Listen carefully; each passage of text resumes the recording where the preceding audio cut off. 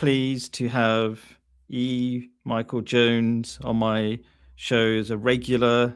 And this month, I'm talking about masculinity. I have a really strange show. I'm a Muslim, Michael Jones, a Catholic. And the reason why my show's strange is because I'm actually trying to promote white, male, non-Muslim religious role models, which men, especially in the West, don't have nowadays, especially since due to so many breakups, a lot of men didn't even have male role models at all growing up. They had just their single mums. Right. It's I think terrible. first of all, to deal with that, what you just said, the fundamental problem here is being white. White, you're talking anymore. Culture is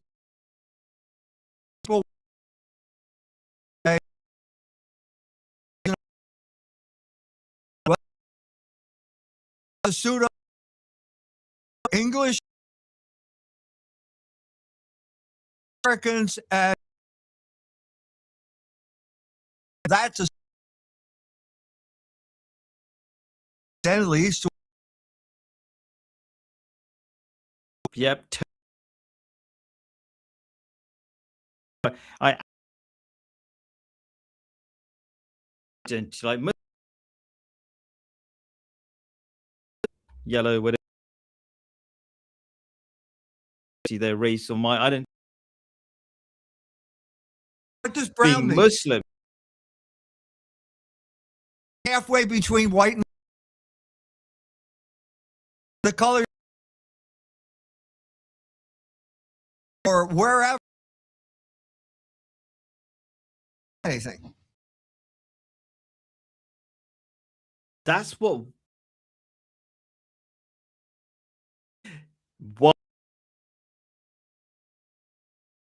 you hear that a lot.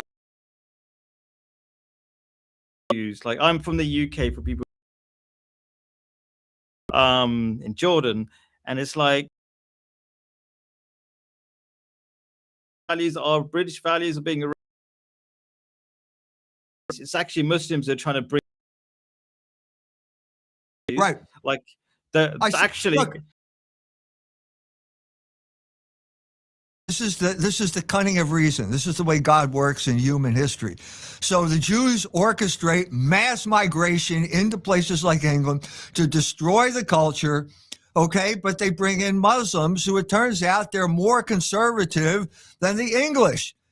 And 48% of all pregnancies in England now end in abortion.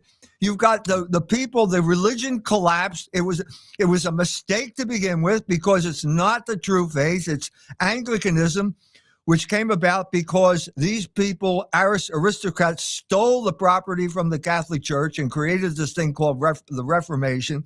So it had a 500-year run. It's evaporating. Everybody knows it's evaporating. Protestantism is evaporating.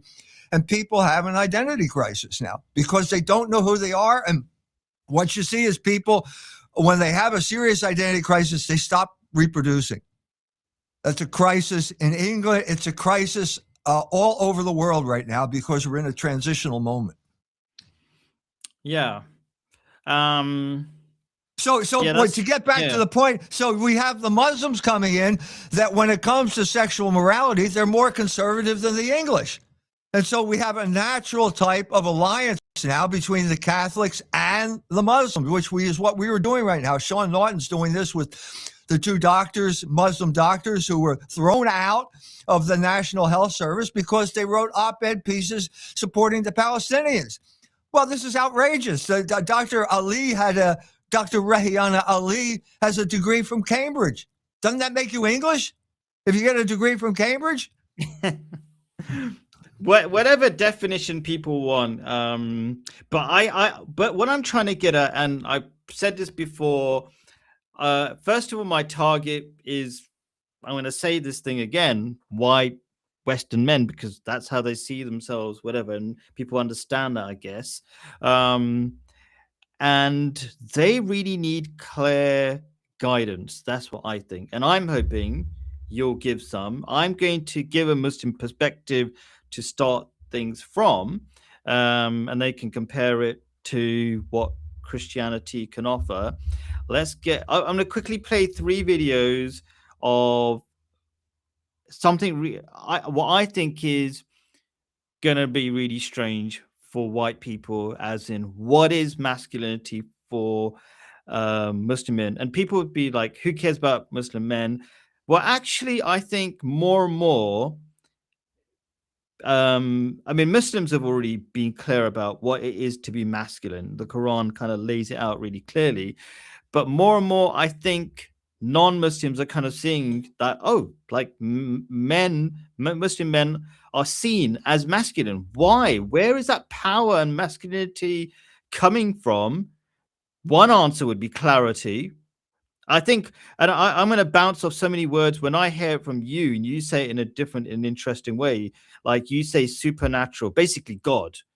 And absolutely, Muslims see all their power come from God, number one, and then the rest is the clarity and all that kind of stuff. So I'm going to put 3 strange ingredients in front of you about masculinity. I'm going to try to talk as little as possible. For people who don't know, my shows with Michael Jones is mainly just asking questions. So all the questions are already listed. I've already given it to him, and they're in the document below in the description. Let's quickly play these 3 short, I think 30-second videos. I can't remember how long they were. Ready, steady. Let's get this out the way.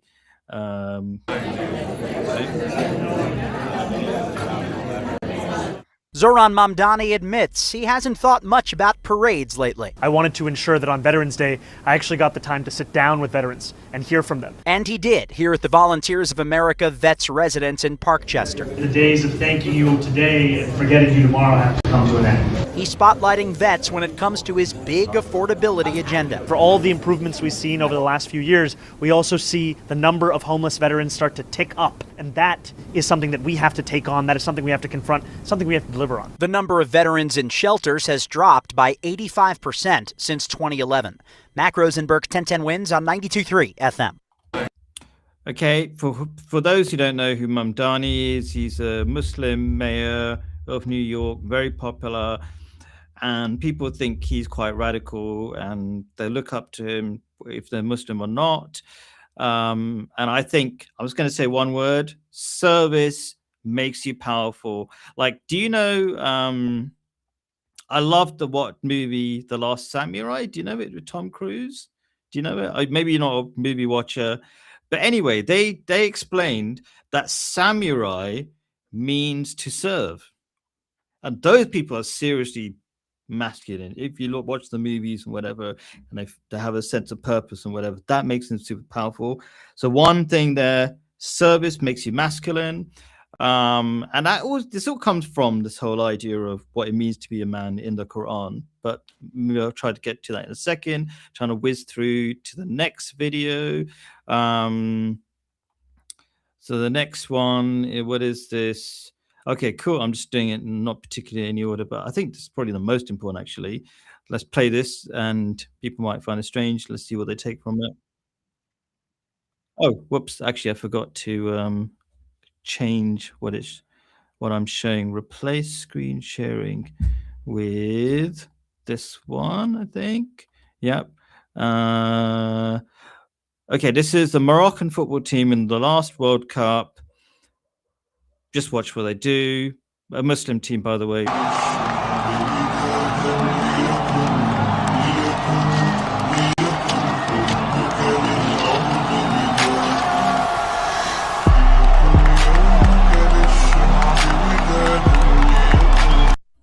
So I think most people know how Muslims pray. That's kind of iconic for Muslims, like putting their head on the ground. By the way, that's how Jesus prayed as well. I think you know about, like, in the Garden of Gethsemane, he's famously about, but a lot of people don't even know that about their own history. So this whole, like, that's how Muslims celebrate. They thank God, and that's a major part of masculine power, I think. And last one, really quickly, another strange source of power, love. Let me put it on the Replace. Almost done. I think this is the one. Yep. We rewind it maybe. Not that there's much to watch. وصينا الإنسان بوالديه حسنا وصينا الإنسان بوالديه حسنا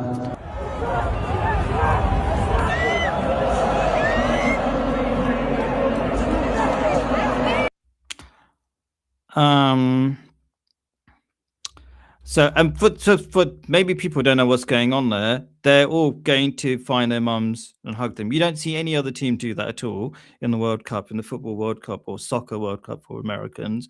And for people, there's even after this, the King of Morocco didn't invite the dads. Maybe this is a bit bad, but there is a connection with Islam. He invited the mums and the players to come and see him for a lunch.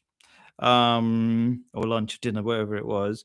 And it's linked to this saying of Prophet Muhammad that, and it's not anti-men really, but he said something like, who should I love the most? So some Muslim turned up to Prophet Muhammad. I'm going to try to finish this really quickly. Said, who shall I love the most? And he said, after God and the Prophet, and said, your mum. Then he said, who should I love after that? The Prophet said, your mum again. Then the man said, who should I love after that? And said, your mum again. And then who shall I love after that? Your father and next of kin, blah, blah, blah. So there is all of that. Love. Why is love powerful? I'm not going to make a speech out of this. In short, real love, and maybe you can help me with this, explain this kind of complicated idea is, maybe it's not complicated. Real love has been lost in the West due to the idea of romanticism, which is some bunch of poets who don't really understand what love is. Real love is having principles and sticking to it and committing to people and showing kindness. Blah, blah, blah. I want to give you a chance to speak. So here come the questions. Yes. Okay. So let's get rid of the thing in the middle. So stop screen sharing. Thank you for patiently listening in.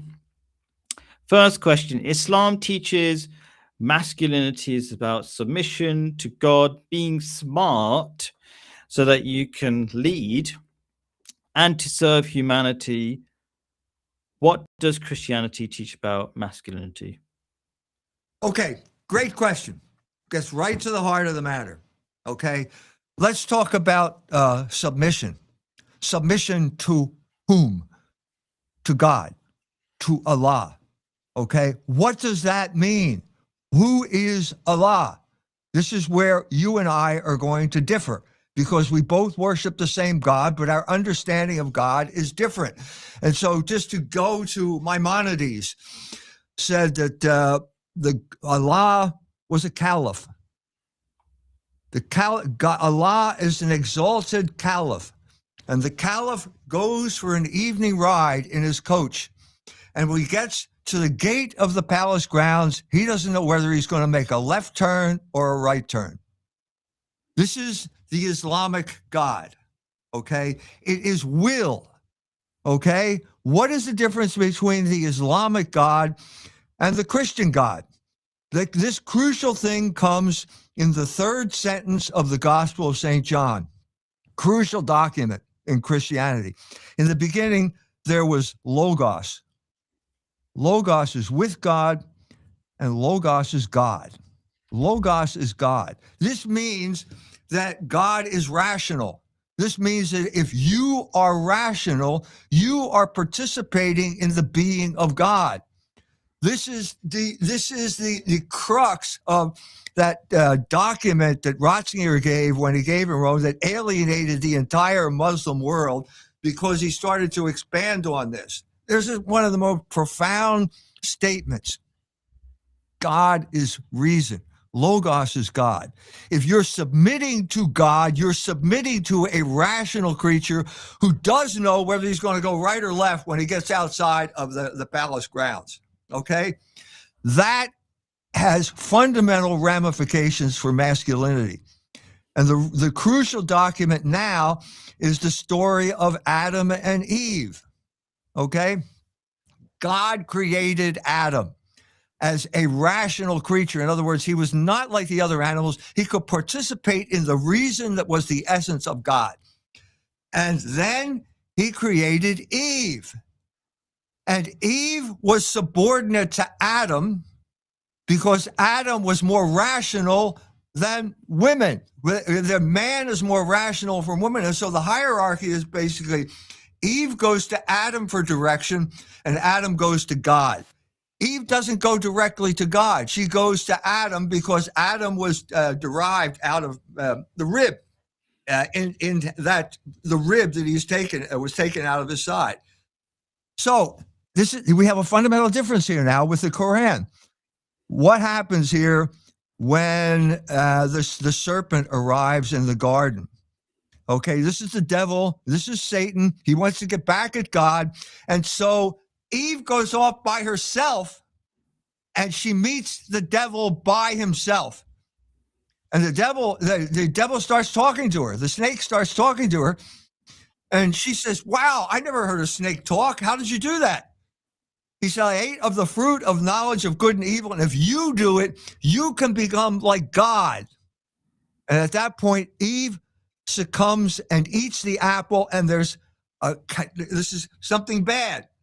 Now, in the Quran, it says the devil tempted both Adam and Eve. That's not in Genesis. The devil tempted Eve because he knew she was weaker when it came to rationality. So at this point, Eve comes back to Adam and says, why don't you try it? Adam, at this point, held the entire fate of the world in his hands, because if he had said no to Eve, there would have been no fall. He succumbed and he destroyed the balance between God and man. That was known as the fall. So the fundamental difference here, the fundamental reason for submission of the female to the male is because the male has been appointed as our head because he is more rational, has a higher accessibility to reason than the woman does. That is the fundamental basis of male authority. Now, if the man commits sin, he loses that authority. And that's been precisely the story of the West. Okay, beginning with the sexual liberation of the 1960s, I mean, it goes all the way back to the fall. But once you get man involved in sexual liberation, he loses the authority completely. And at that point, you have the rise of feminism. All of this took place in the West during the 1960s and 1970s. Okay, so if you were trying to summarize what it is that Christianity tells men what to do, I've said men, they're leaders, protectors, providers, but how do they do it? They submit to God. They have to have intelligence or wisdom to lead the way, to be leaders, and they've got to serve, they've got to love, to be able to be the providers or the ones who take care of. They're different sides of the same coin.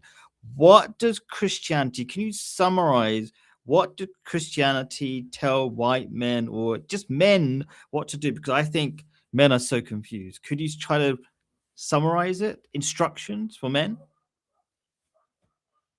The traditional teaching is that man is the head of the household. When you get married, you are assuming your role as leadership in the household. And so St. Paul says, wives, obey your husbands. So the wife has a duty to obey her husband. And it says, husbands, treat your wives with love, which is the way Jesus Christ treats the Catholic Church. So husbands, love your wives, wives, obey your husband. It's not symmetrical. It's not symmetrical. You have to have this hierarchy in the marriage because you got two people and you can't have a Supreme Court with two people. You can't break the tie. And when you have this disagreement, you have to come to the point where you're saying, look, honey, I understand what you're saying, but we're going to have to do it my way because I'm the boss, and that's that. You know, and that's not going to be without struggle. I mean, I've been married for 56 years now, so there's going to be conflict in the marriage, but you have to have that sense as a man that you are commissioned by God to rule over the household because your reason, man's reason, is superior to the woman's reason. And God is reason. Logos is God. And you derive your reason from God, who is the essence of reason. Cool. So the leader, you got to first understand, they have to understand that there must be a hierarchy, because nowadays men think that's politically incorrect, or that's wrong to say you're in charge, or it's even considered toxic to be toxic, or toxic masculinity to say I've got to take the lead. But it's not toxic, because you have chaos if you don't have clear leadership. Right? I'm just trying to summarize what you're That's saying. right. Absolutely. Yeah. You're absolutely right. And it's And part what- of love, and- right? To have clear leadership, right? You have, so what is the purpose of society? It's to protect the family. And in order to protect the family, you have to reinforce the man in his masculinity, which means his authority. So the man submits to the logos. The primary logos is the moral laws, practical reason. If you want to retain that authority, you have to act within the logos, within the parameters of logos. As soon as you step outside of logos, you lose your authority and the family falls apart. Cool. So logos, because I get confused about this, it's not just logical ability, but logical ability while submitting to God. Is that fair enough?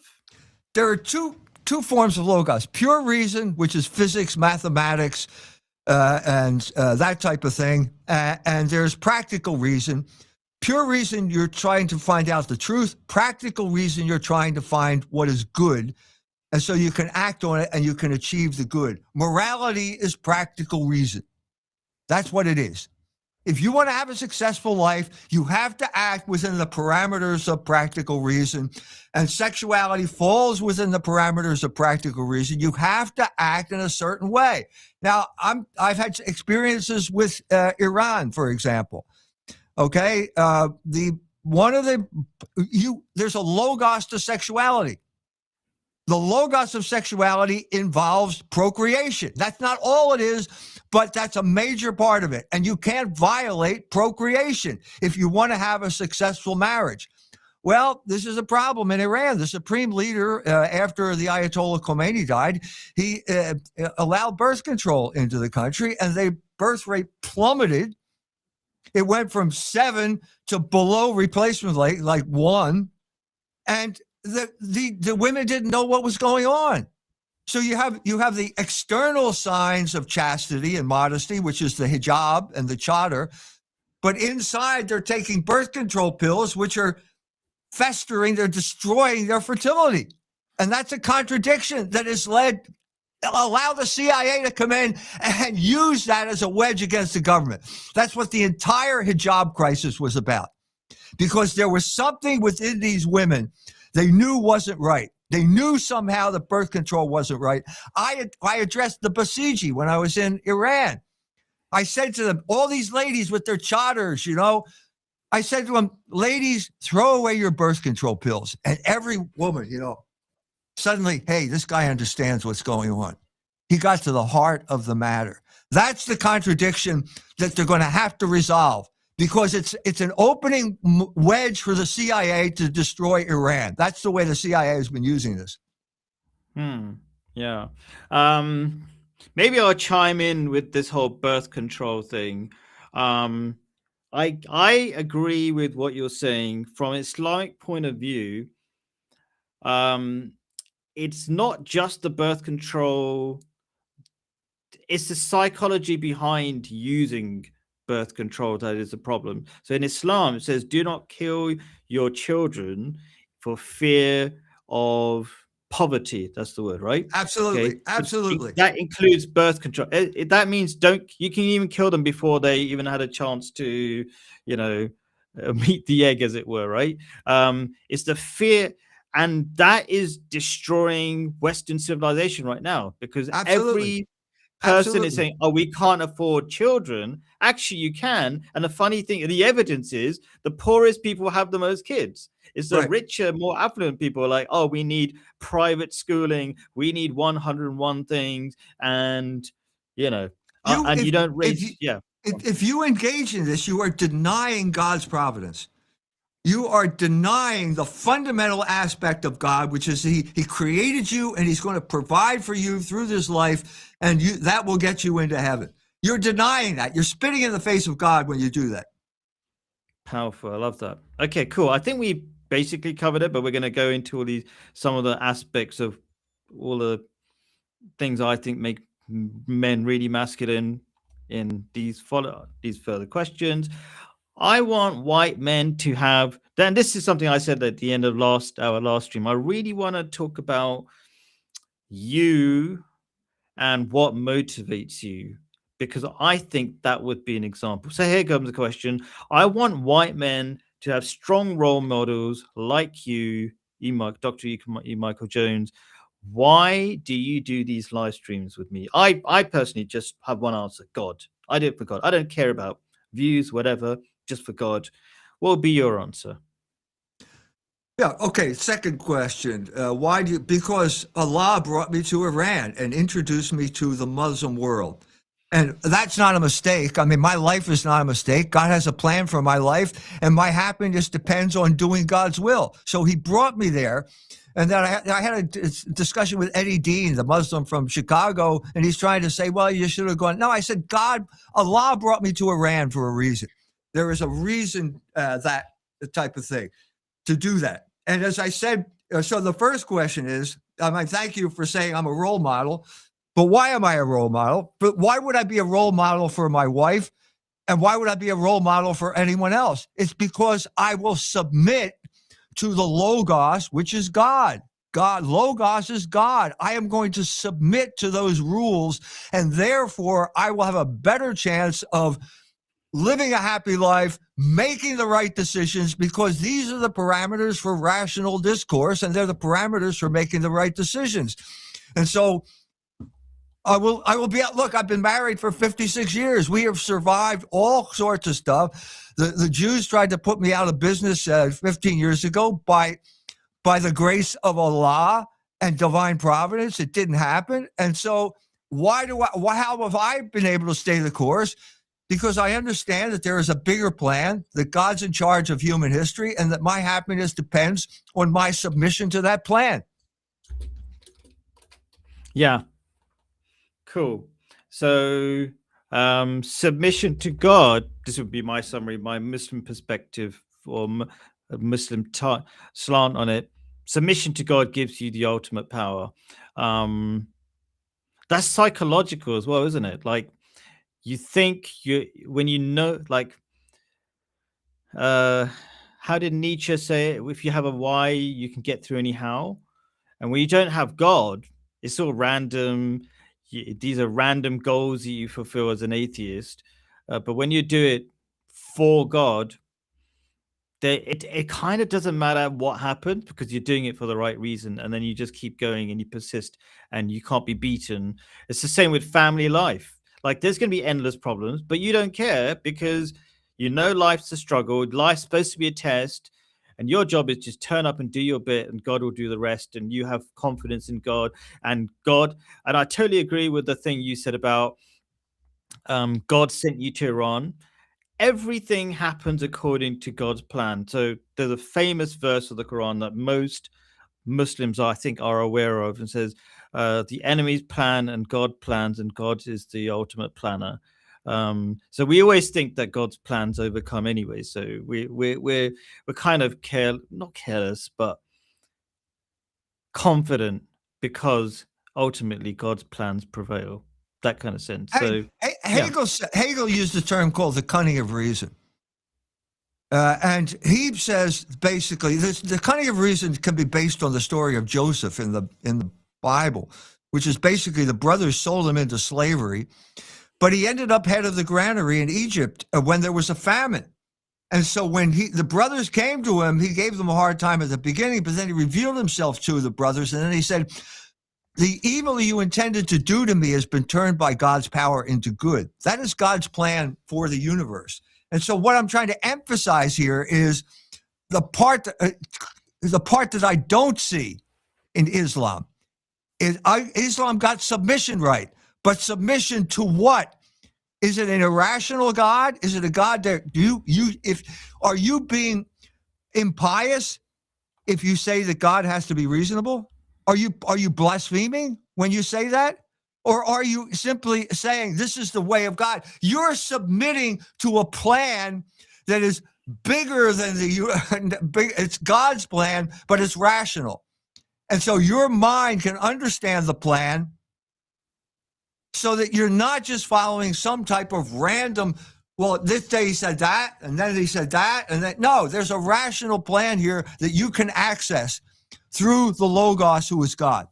That's what I'm saying. That's what I believe. Cool. Do you believe? Yeah. The question is, do you believe that? Because we have a history in Islam. I'm going to tell you right now, Al-Ghazali. Okay, we have this struggle here. The Persians, who are the Islamic philosophers, tend to be Persians. Okay, and they're struggling with Aristotle the same way that the West struggled with Aristotle. I'm talking about a great minds like Avicenna, great mind, the smartest guy in the 11th century, anywhere on the face of the earth, struggling, trying to come up with some type of how does this fit in? How does this fit in with Islam and so on and so forth? And then Al-Ghazali comes along. He writes a book called The Incoherence of the Philosopher. He says, look, it's over. You can't know anything. The philosophers don't know anything. And he becomes a Sufi mystic. I'm saying that was a crucial moment in Islam. It was the closing of the Islamic mind, and it's having effects to this day. I mean, one of the things that I had was a long discussion with an Iranian woman over, all kinds of stuff. And she wrote an article for Culture Wars. We published it in the magazine. And when she she didn't use her name. She took a pseudonym. The pseudonym was Scheherazade. This is significant because Scheherazade is the Persian woman who has to talk to the king, but she's really talking to the caliph. And the problem with the caliph is if you say something he doesn't like, he's going to cut your head off. And so she's got to tell him these interesting stories because he has the bad habit of every time he sleeps with a virgin, he cuts her head off in the morning. So let's keep him from falling asleep. We'll tell him these great stories and so on and so forth. That's Persia. I really think that's Persia because they've never fully adopted Islam. They've always had that strong Persian culture symbolized by their language. They never adopted Arabic. They've always spoken Farsi, and that has preserved a kind of identity. And I think it comes out in her choice of the word Scheherazade as the lady who's trying to keep the caliph from falling asleep. And this is the problem. She said, Al-Ghazali was my father. My father could not organize these things. He could not bring these two aspects of his life together. That's the way I feel right now. And I'm saying it's time to bring those things together because you're not going to survive. The reason men are masculine is because they're traditional. They come from traditional cultures. They've come to the West, and obviously it's not a traditional culture anymore. That's great. But you're an Englishman. Okay. I have plenty of people like this who are now, all right, you're not in the desert anymore. Well, maybe you go back to Jordan, but you're not off like Scheherazade in the middle of the desert telling the caliph stories. We're all in one big world right now, and you're going to have an understanding of what it means to be a man and a woman based on some type of deep spiritual, supernatural understanding of Logos. So I've got a question for you. I think there's a clarification that's worth being made. You're talking about a story of the 1001 Arabian Nights, which isn't real, but unfortunately it's probably based on some corruption of what a Khalifa is. He's supposed to be a spiritual leader, not supposed to be having sex with lots of virgins every night because that's against Islam. You're only supposed to have 4 wives, right? So cool. That's that, whatever that is. But what's your question for me? I don't understand your question for me. Like, is your question, should Muslims be rational? Yes. Yes, absolutely. That's it. Are you a follower of Al-Ghazali or are you a follower of Avicenna? That's the question. I'll try to answer. Are you an Asherite or are you a Mutazilite? Okay, so I have been taught that there are limitations in logic, and you should always find the middle way. It's a very famous common teaching in Islam. Find the middle way, and the middle way includes between logic and feelings. So logic, you cannot encompass everything. You're not all seeing, all knowing. So you try your best, but that logic, there's limitations to your personal light. The true light is God's light. So if you try to listen to God through logical teachings in the Quran, you will do really well for yourself. The Quran even itself is not entirely black and white text guidance. There's things like taqwa, which means listening to your God consciousness about what's right and wrong within a specific given situation. So I don't know if that helps, but yeah, logic and feelings, listen to your soul. Those are important ingredients to doing the right thing. Okay, let me say it from traditional Christian Catholic point of view. There is natural reason, which you have simply because you're a human being, okay? And there are certain things you can know through natural reason. You can know that God exists. That's not an article of faith. That is an article of reason. You can prove the existence of God, and so therefore St. Paul says you will be charged, you will be judged if you don't follow that, because God, it can be known by reason alone.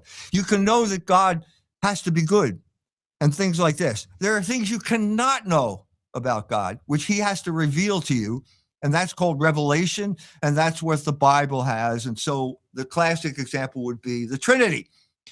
You could never figure that out on your own, and that's also a difference between Islam and Catholicism, that you don't accept the Trinity.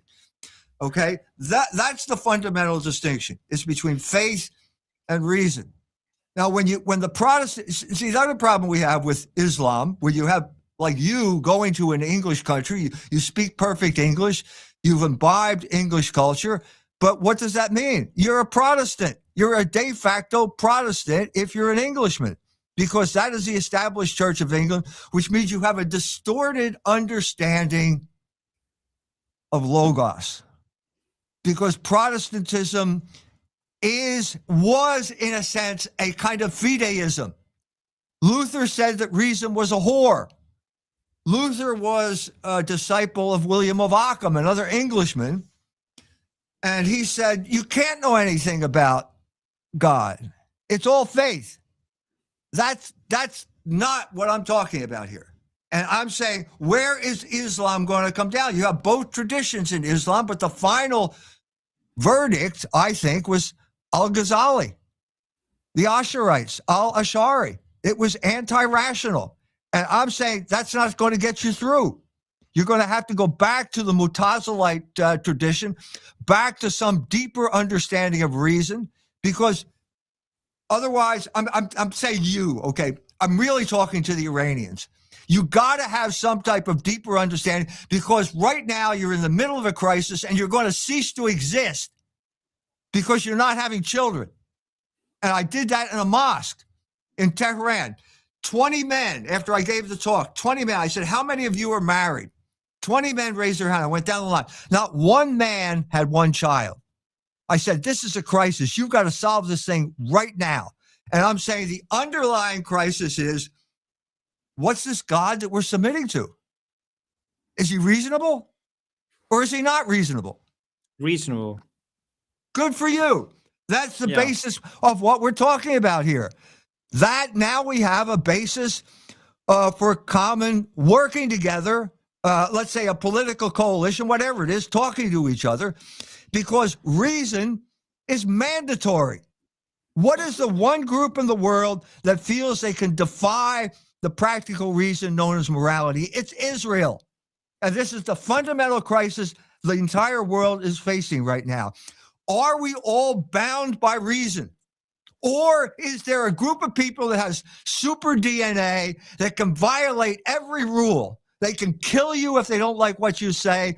They can bomb your country, and I'm including America in this equation too, because America is a vassal state of Israel right now. We are totally controlled by the Israel lobby. This is the fundamental crisis. This is the basis for the Catholic alliance with Islam. If we both believe in a rule of law, universal law, rationality, we have the basis for a coalition that is bigger than simply the fact that we have a common enemy, which we do. Yeah. So, okay, let me sort of reiterate or clarify. Reason is incredibly important. The Quran always talks about the truth and gives reasons for believing. It's not just a faith. So, and if you contradict reason and knowingly doing that, then you're denying the power God has given you for reason, and that's wrong. So, yeah, hopefully that clarifies that. And you will not be successful as a father. You will not be masculine as you should be. Because the essence of masculinity goes back to Adam in the garden. His reason was superior to Eve's. That's what you have to be masculine. You have to be superior in your ability to follow Logos. Cool. Yeah. Men, I would agree that this is a scientific fact that more testosterone gives you more ability to reason. Doesn't make women worse. It just gives them a different role, and a very important role to take care of children, keep them alive, and other things like that, I guess, and make the house a beautiful place. Beautiful, a paradise for the whole family to live. Or if you don't have that, what else do you have? What's the point of just making money? So everybody's got an important role. Next question. Does service make men strong? So it's coming back to the Mamdani video I played in the beginning. Like, I think the selfishness of Western society, the individualism, has killed men's masculinity. I agree with you. You're right. You're absolutely right. So if you want to contextualize this, you could go back to the sexual revolution of the beginning of the 1950s. Take something like Playboy magazine, which is an artifact that was important in the 1950s and 60s. It's not important now. This was basically men. Let's talk about the generation that came back from World War II. They were soldiers. War always wrecks your morality, especially sexual morality. Okay, they come back, they're weakened, and they're starting all this talking about divorce now. And some of these men succumb to the divorce. Now, these men, if they had industrial jobs, they were making a family wage. That was the great achievement after World War II, that the country agreed that a man should be able to earn enough money so that his wife would stay home and raise the children. If you break that with divorce, you immediately have this windfall. Like, hey, I got all this money now, and Playboy comes in and tells you how to spend your money. And you're weak. You are weak because you're not serving. What is your purpose as a father? To serve your children, to sacrifice for your children, sacrifice for the family, so that your children will have opportunities. I'll do without so that my child can have shoes. I could have this, but no, the family comes first. He has first call on the money, and then if there's something over, okay, we'll talk. But this was broken when they broke the family wage with divorce. And Playboy was one of the main vehicles that did this. Let me try to understand that. So when you say windfall, like a payment, essentially, and a lot of people say women get that payment because nowadays, just like women get half of everything. And so I get that side of things.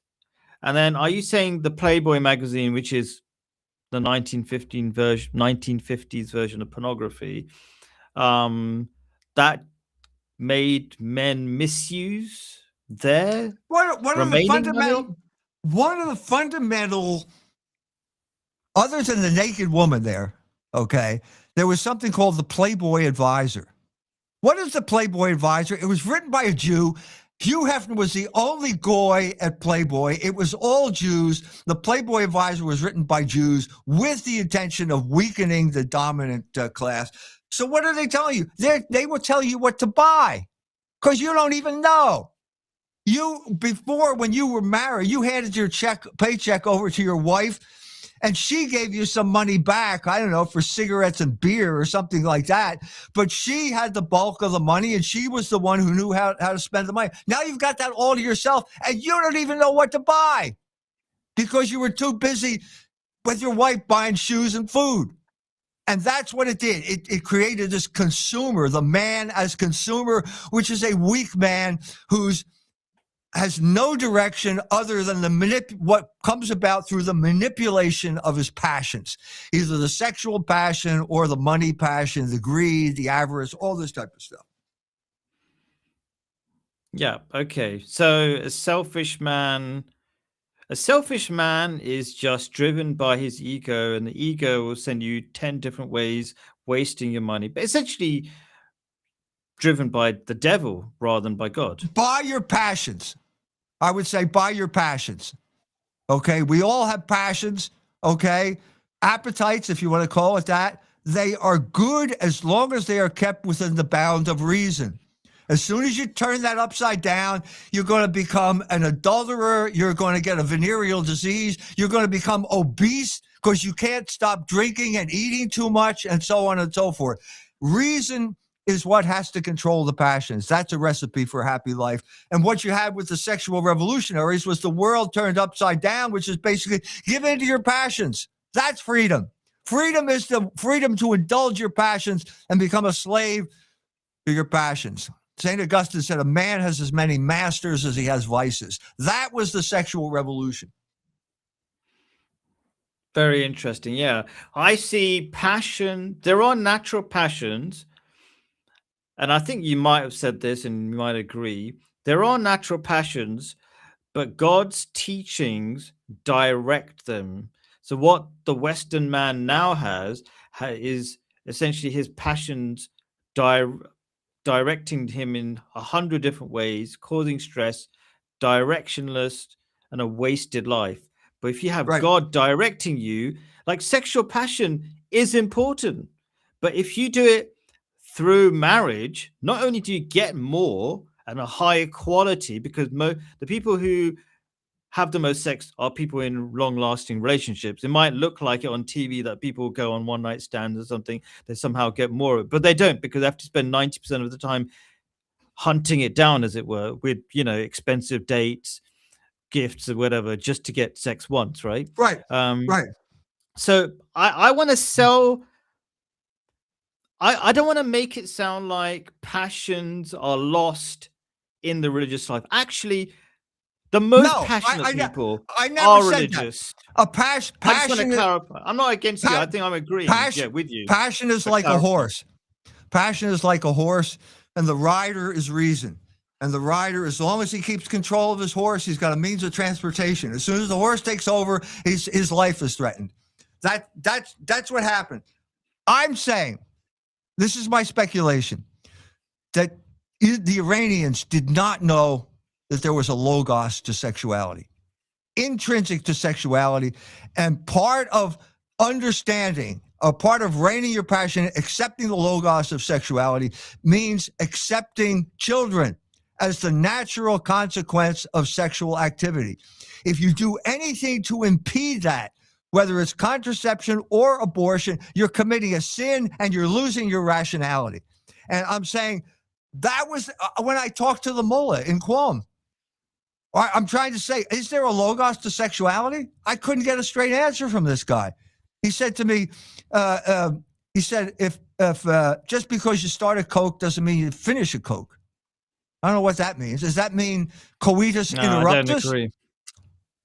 Well, no, listen, I don't. Look, I just have to say, if you go to Qom, you can get a one-day marriage. Okay, we call that prostitution. Most people most Muslims I know would disagree with this that. is a Shia thing. It's an Iranian thing.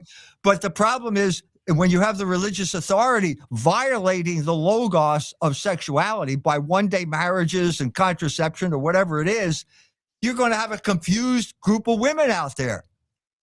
I mean, you want to follow this guy's authority, but inside, that birth control pill is eating away at what is your essence as a woman, namely your fertility. How do I reconcile this thing? Well, the lady I talked to, she studied nuclear physics.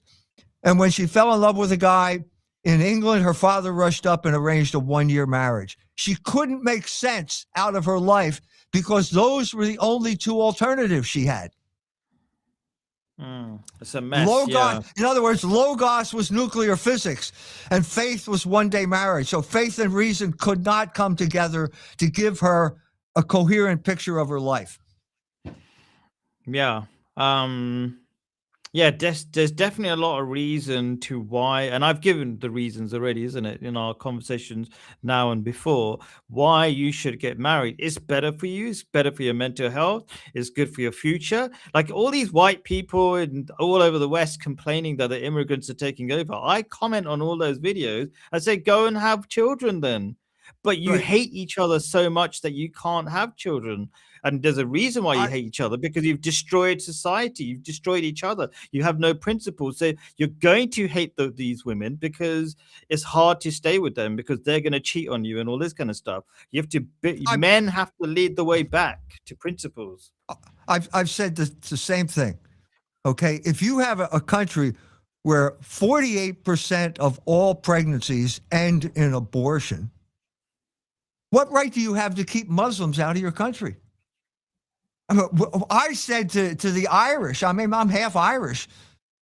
If you abort all your own children, you think God's going to protect you? God sent a Muslim and an African to replace every single child you aborted. So think about that before you start picking up Molotov cocktails and throwing them at the refugee center.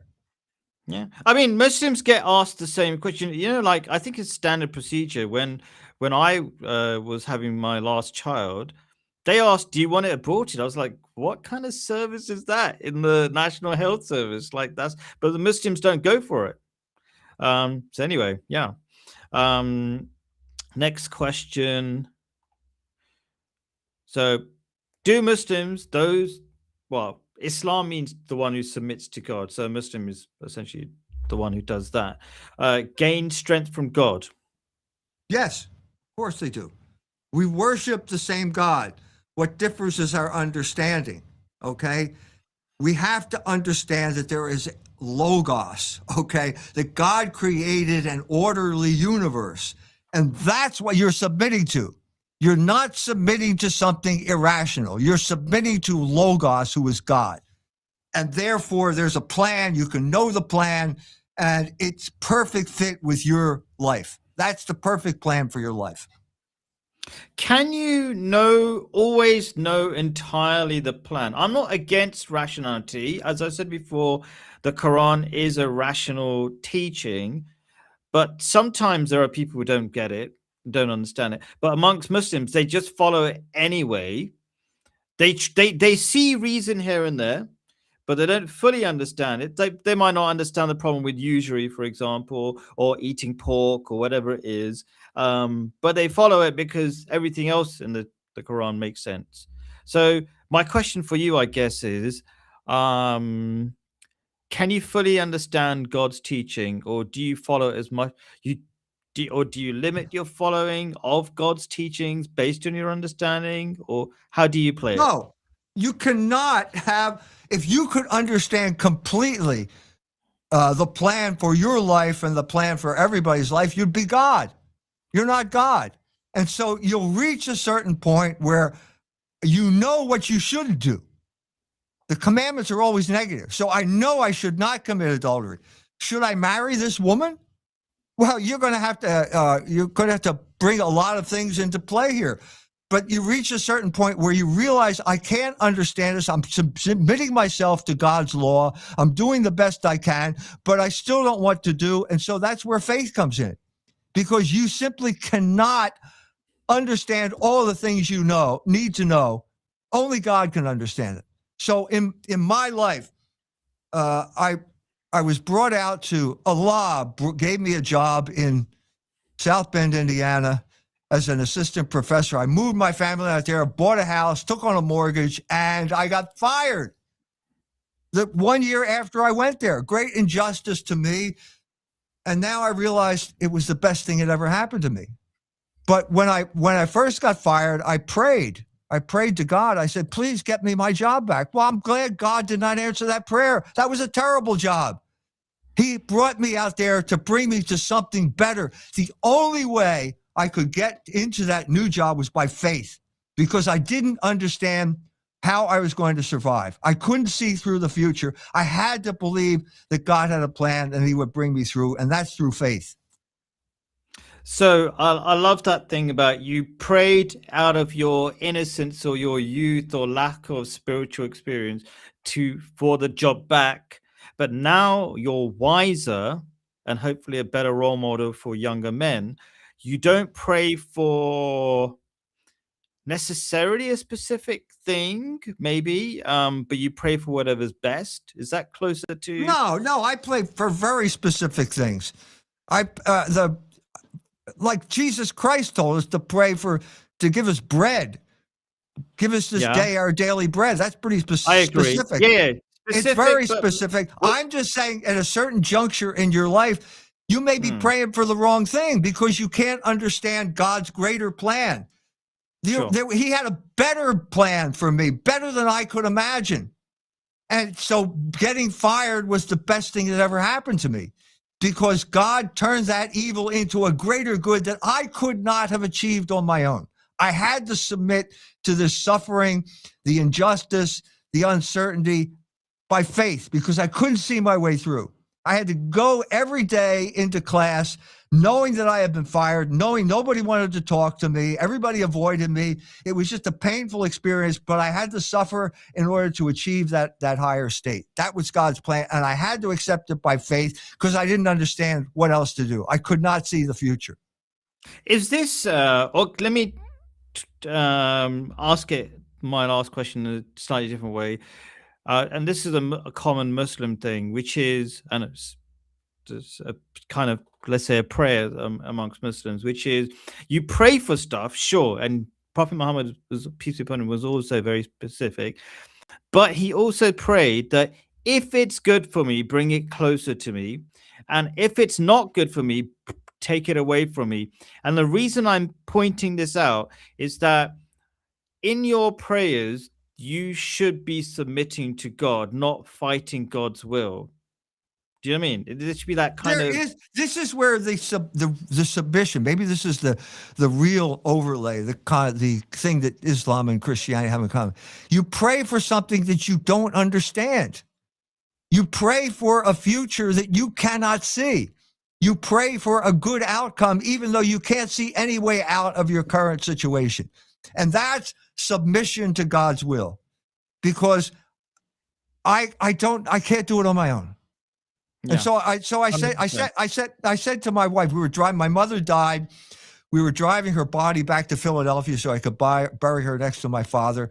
And we're on the Indiana toll road. And I said, if you knew that I was going to be fired 1 year after I got the job, would you have come out to Indiana? And she said, no. And I said, I wouldn't either. Why would I do that? That's why God had to hide that from me.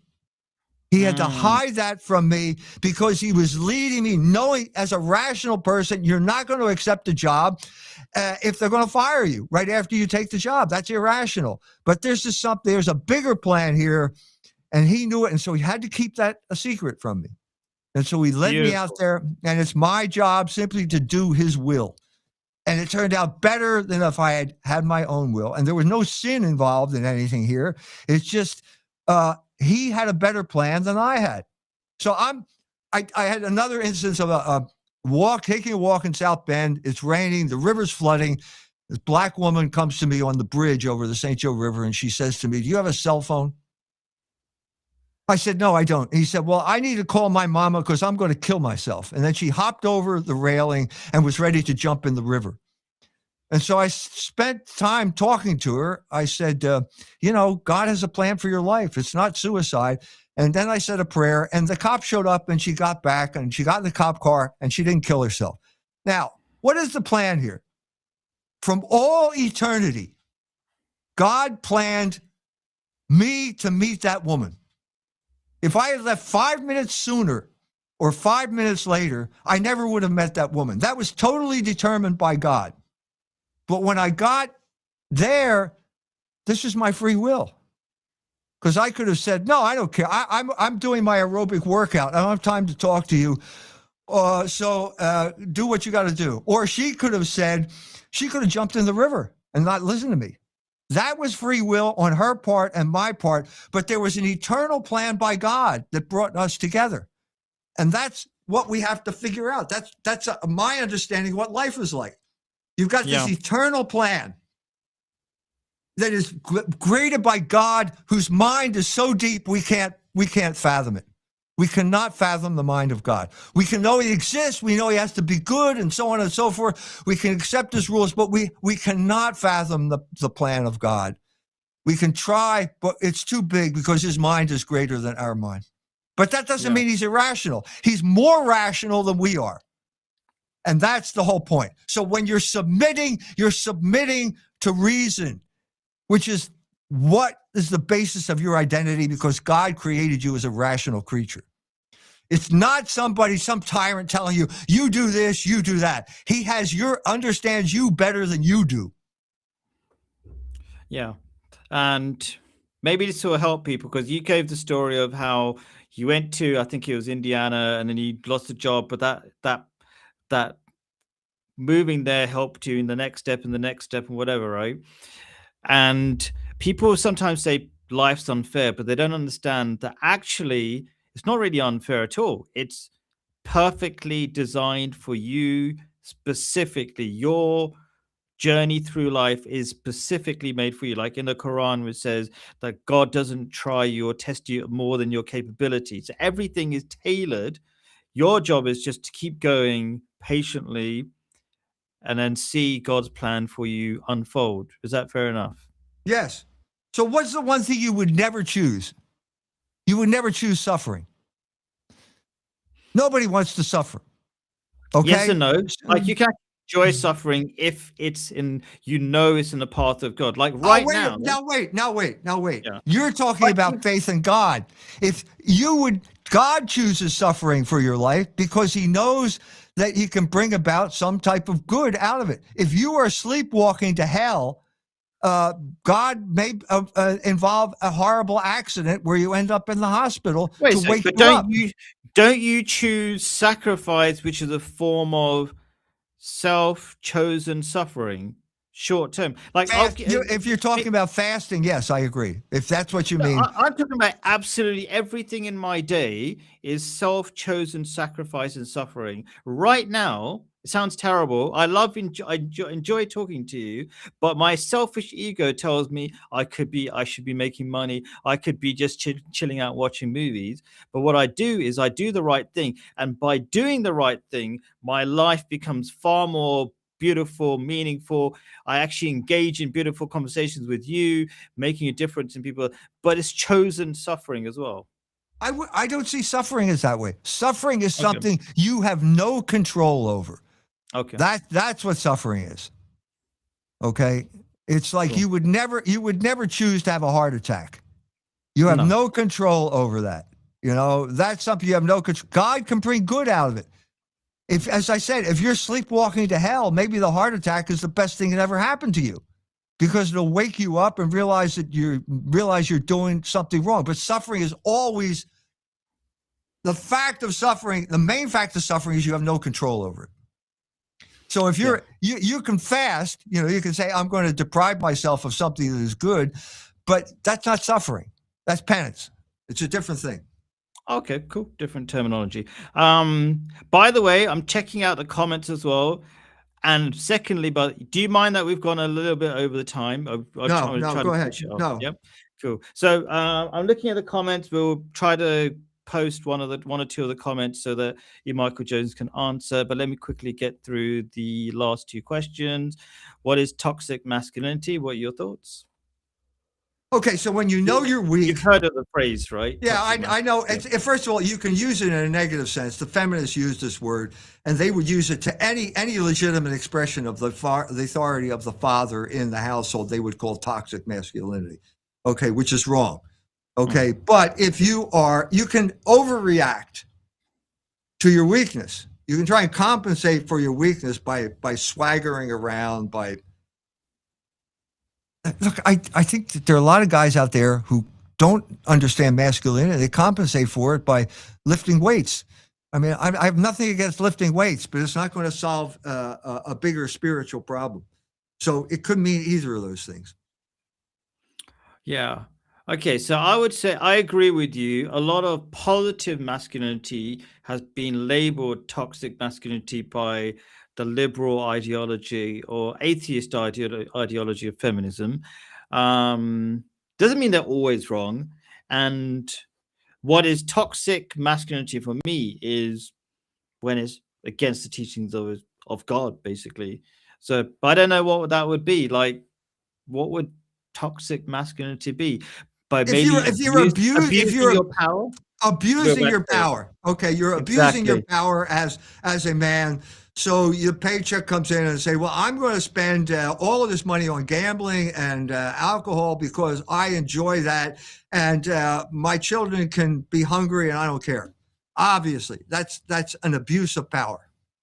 Perfect. We said it at the same time, awesome. So we agree.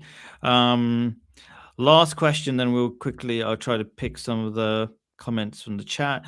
Do you think Muslims' love for their mums make them masculine?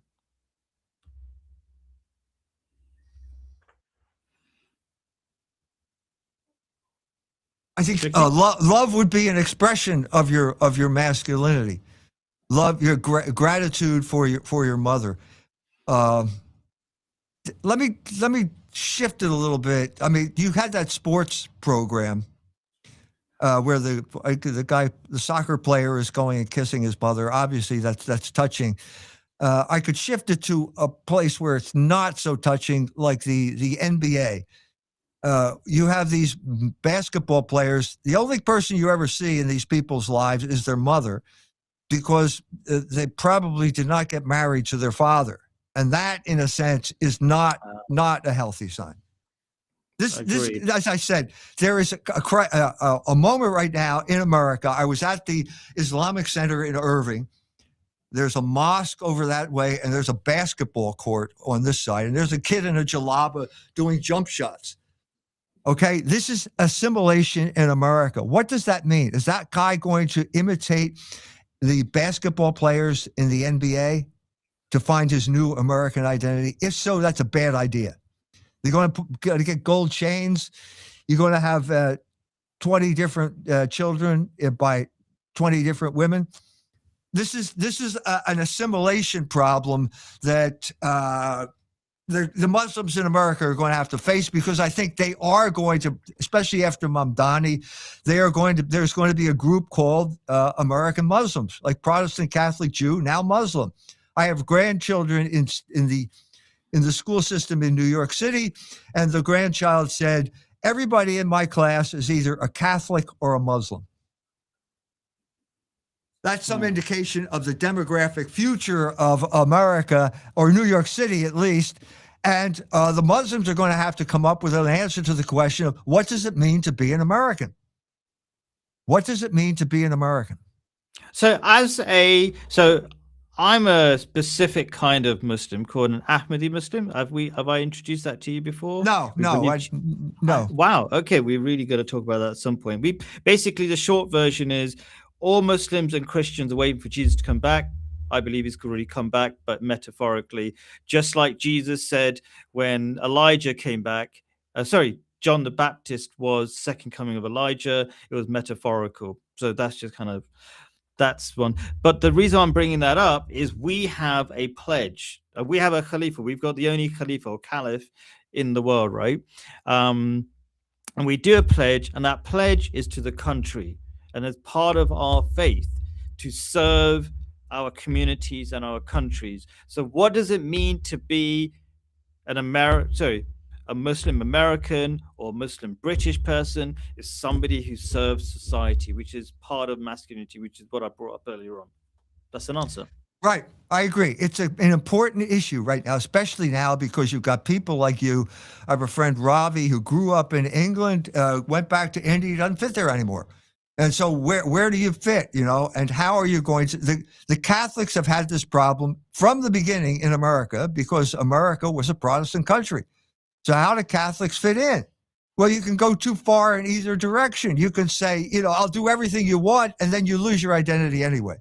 This was the crucial issue in the 1960s in America. Are Catholics going to accept birth control and abortion? That was being pushed on them.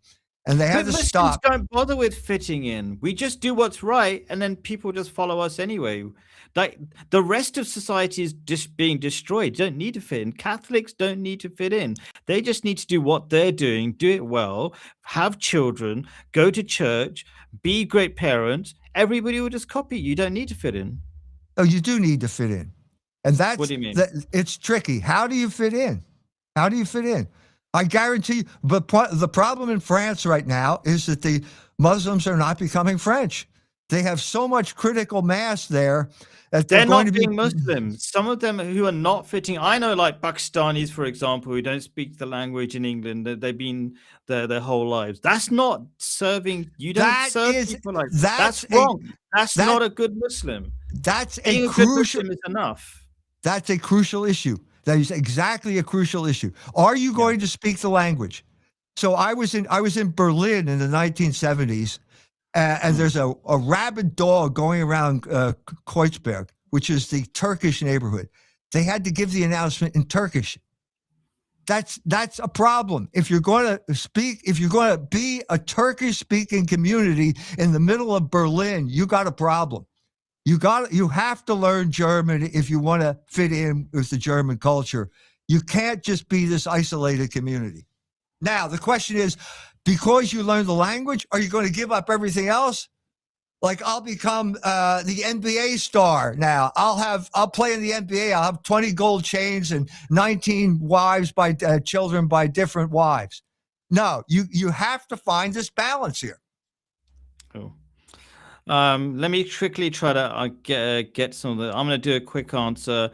Why does Khaled wear that coat? This is the winter. This is a traditional coat where we actually put less heating on because our houses are not designed for heating. We don't have insulation.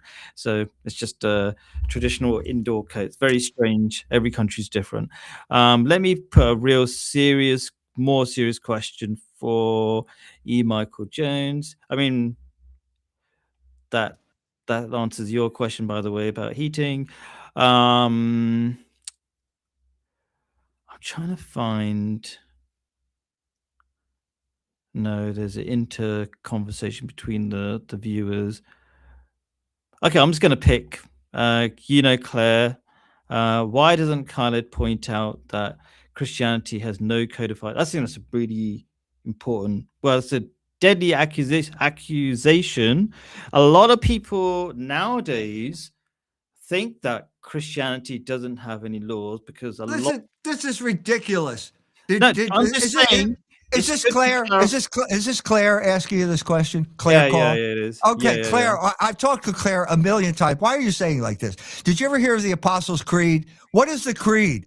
A creed is basically these are the principles that we hold. We say the creed every time we go to Mass. Every day time we go to Mass, we repeat the Apostles' Creed or something. One of those creeds. That's ridiculous. I don't know what is she thinking. No. Okay, no. To support what she's saying, not in a negative way, in a positive way. What I mean to say is that I'm talking to you as a Catholic, right? And I'm getting the sense that you call yourself Catholic rather than Christian because you don't think Catholicism has been watered down like other forms of Christianity. Okay. And most people think, a lot of people think there are no rules to Christianity. Okay, all right. I apologize. I apologize here. Yeah. I thought when you meant Christianity, you meant Catholicism. So if you're asking, is there some type of common denominator, some type of accepted group of principles that the Catholic Church and 30,000 Protestant sects accept, I'd probably say no. because I they're all what different.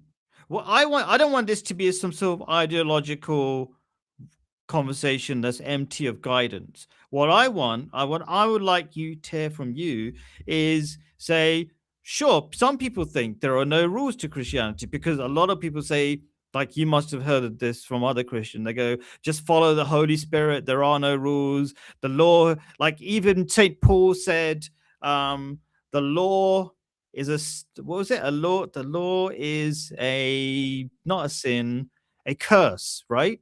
Essentially, a lot of He's talking about the Mosaic law. That's what he's talking about. sure. Which So was the which Old was which Testament was laws the Old out Testament the laws window. where you had 600 or some commandments. He said that's been abolished. We don't have to follow those laws anymore. Sure. Now the problem is we need to clarify, or you need to clarify, because I think this is the major problem white men are facing.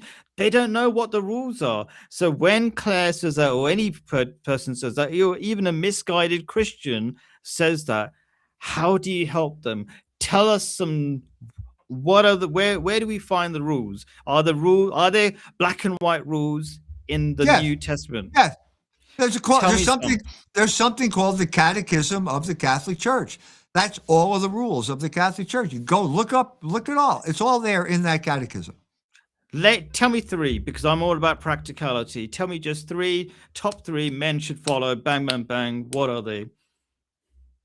Top 3 rules that men should follow. Oh, any three, top of your head. Really important biblical New Testament rules. Thou shalt not commit adultery. Cool. Okay, and that includes fornication. It includes homosexuality. It includes anything. The only acceptable expression of human sexuality is in marriage when it's open to procreation. That's it. Now that's cool. That's a pretty basic rule, right? Fantastic. And we've already talked about why. So because we should also follow up with a why, but we've already done the why. Marriage is the best source of sex. It's the best beneficial. I mean, I don't want to speak for you. I like you to talk, but what are the benefits? It's the basic cell of society. The family is the basic cell of society. What does a cell do? It replicates itself so that the body stays healthy. If the cell gets sick, it gets cancer, then the body dies. So if you disrupt the family with your sexual liberation and all this other feminism, whatever you want to call it, homosexuality, eventually the body will die, the body being the state or the nation. Yeah, and there's so many reasons that we can't even completely encompass the reasons for following that rule. Like there's I think there's a general statistic that goes something like married men make more money, right? Because they're focused. They're not all over the place. Right. You just waste all your money if you're chasing one girl after the other, one night stand after the other. It's very expensive. Right. So in Islam, adultery makes you poor. That's a saying of Prophet Muhammad, for example. Right. So can you tell us two more? Let me just focus on that idea. Yeah. So you create the United States of America, and what religion are we going to follow? Everybody's a Protestant at the beginning. Pretty much everybody's a Protestant, but they're all of these different sects, and they can't agree with each other. The Quakers can't agree with the Puritans.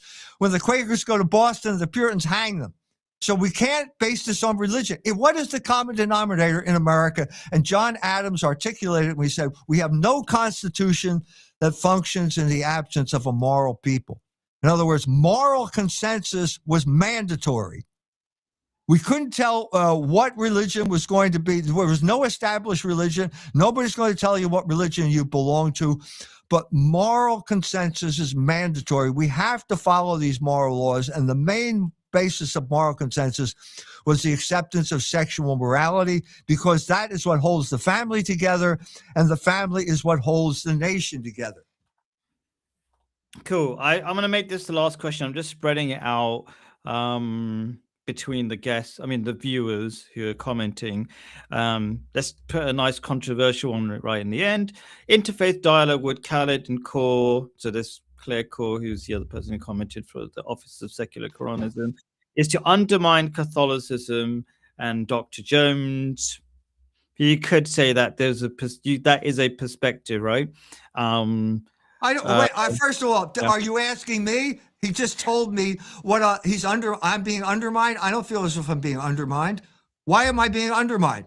Have I said anything that I should be ashamed of as a Catholic here?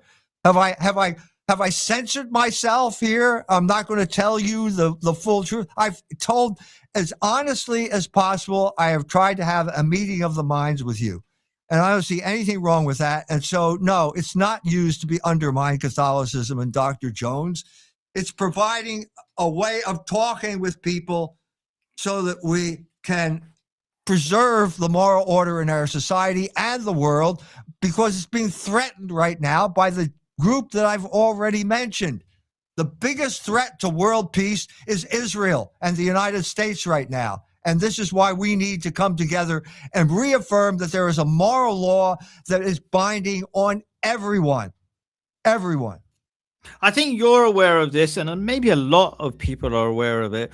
The main source of Islamophobia is funded by Israel, right? That's right. So, I mean, you're aware of that, right? So they want, this is the oldest method of controlling people, divide and rule. They want us to fight, right? But we have so much in common. We've actually had so much in common throughout history. All these Abrahamic faiths come from that one place where Jesus was born and spent most of his life, right? Let me mention something that I just heard today. Why did Trump call off the attack on Iran? I just heard today that Denmark. I don't know if you heard the story, but after Trump announced that he's going to annex Greenland, which belongs to Denmark. Denmark is so outraged that they have the list of the Mossad agents in Iran. They send the list to Iran. Iran goes to Israel and says, if you attack us, we're going to hang every single one of these Mossad agents in Tehran. That stopped the attack. I think that's a good thing. But what is this Trump doing? Does he understand what he's doing here? He's driving everyone in Europe into the arms of the people that they're supposed to hate. This is the cunning of reason. This is the way God functions in reason. And we should be smart enough to understand what's going on and work for peace, because God wants peace. Yeah. Do we want World War III, or shall we work together? I think those are kind of our options. That's my feeling too. Yeah. Cool. So better to, and people, I mean, maybe just add a little bit more to, like, if you're just fighting each other, people don't listen to you when if I'm insulting you and trying to prove you wrong, Dr. Jones, you're probably going to listen to me less. And the Quran says, be soft in discussion, because actually we're not 100% logical. We're emotional. And if we're nice to people listen to each other more, I think. What do you think? I agree. We're here to talk. What God gave us Logos, he gave us speech so that we can talk to each other, so that we don't have to fight each other. If the Jews, for example, suppress free speech, guess what the natural result is going to be? It's going to be violence. And they know that. And that's why they suppress free speech. They want this type of violence, because then they can use that to crack down and impose more control on the people that they want to subjugate. Yeah. And my last just thought on this comment is, I do say it's okay, Dr. Jones, or whoever is my guest, you can disagree with me, whatever, right? You say your whatever you think. Like you said in the earlier beginning, one of our first shows, but you don't repeat it because it's kind of unnecessary. You don't think Islam's the way. You think Islam's filling a void. You think even Islam's maybe a satanic faith. Whatever you said it. No, I never said it was satanic. America is satanic. America is the great Satan. I said Islam is the scourge of God. Luther said, Islam is die Peitsche Gottes. Historically, God has used Islam to punish Christianity whenever Christianity lost its way. The infallible sign that Christianity is doing something wrong is when the Turks start marching up the Danube River, and the Christians can't stop them. Mohawks. The scourge of God. Okay, whatever that means, but I think practically what it means. It's the whip. It's the whip. It's the punishment. Islam is the punishment of God. Cool. I mean, and if it's a punishment which fills a moral void, I don't mind being all that punishment. It's a good That's thing. why for God me. allows it. Yeah. God allows Yeah. it for the good of Christianity. And I'm saying we're in a similar situation right now. So the great turning point in European history was the Battle of Vienna. The Turks surrounded Vienna. It looked as if it were over. And then suddenly the Polish cavalry came and destroyed the Turks, and the Turks never got farther than Vienna. Okay? This is in the mind. It's in Tolkien's book, The Lord of the Rings, which you, as an Englishman, should read. If you haven't read it, you ought to have to read Tolkien's book, The Lord of the Rings, to understand the West. Okay, interesting. Maybe Okay. we'll have a But talk but about what that. Yeah. but what I'm saying here is, don't expect a cavalry charge, because the Turks, the orcs, he calls them orcs, they're inside the city now. You can't have a cavalry charge when the orcs are inside the city. You have to have another strategy. And that's the situation now. They're all inside the city now. In Vienna, in London, they're all over the place, and we need a new strategy. The Muslims are the orcs. Turks. This is Okay, this is Tolkien's book. Sure. He called All them right. orcs. He had an Englishman's understanding of the East, the Englishman's understanding of the Turks marching up the Danube, attacking Vienna, and so on and so forth. It's worth reading for that reason alone. Cool. All right. Thank you so much for your time. Hopefully, catch you next week, next month for another hopeful, another beneficial discussion. Thank you very much. Okay. Also, thank you. Peace be upon you. Salam alaikum. Thank you. Salam.